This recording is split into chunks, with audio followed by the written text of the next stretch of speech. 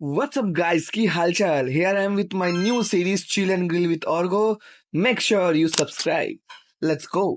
এখানে সব বাজার করে আমরা এনে দিয়েছি আর আজকে ম্যাচও আছে। আমরা ম্যাচ দেখতে দেখতে এখানে আলু কাটছিলাম। তো আজকের মেনু হচ্ছে ক্রিসপি চিলি পটেটো। আর এখানে আমার বন্ধু আছে যে আমাকে হেল্প করছে।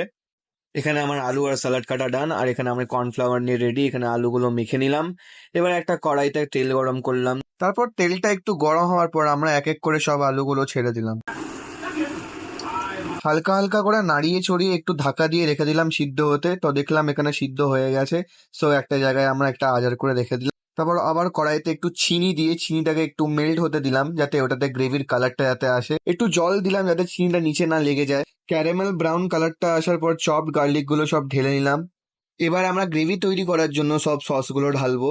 প্রথমে দিলাম টমেটো সস, তারপর দিলাম শেজওয়ান সস, তারপর দিলাম স্বাদ মতো একটু সোয়া সস, দেন দিলাম আমরা পেরি পেরি সস। তারপর একটু নাড়িয়ে চাড়িয়ে এটার পর আমরা দেবো নুন স্বাদ মতো। আমরা একটু এক্সট্রা স্পাইসিনেস এর জন্য পেরি পেরি মশলাও দিয়েছি, তোমরা দিতেও পারো নাও দিতে পারো, এটা একটা অপশনাল। একটু নাড়িয়ে চাড়িয়ে হালকা জল দেবে যাতে পুরো গ্রেভিটা লেগে না যায়।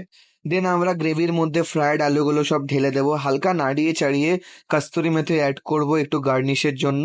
সো হেয়ার উই গো, আমাদের রান্না কমপ্লিট। এবার হলো টেস্ট করার পালা, দেখা যাক কেমন হয়েছে খেতে।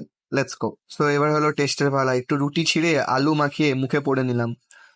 ভালোই লাগলো খেতে। আর ভাইয়ের রিয়াকশনটা দেখো, ওটা দেখার মতন। সো দেখা হচ্ছে এরকম একটা রান্নার ব্লগ নিয়ে। অ্যান্ড গাইস কমেন্টে বলবে নেক্সট আমরা কি রেসিপি ট্রাই করতে পারি। সো আজকের জন্য এতটাই, টাটা।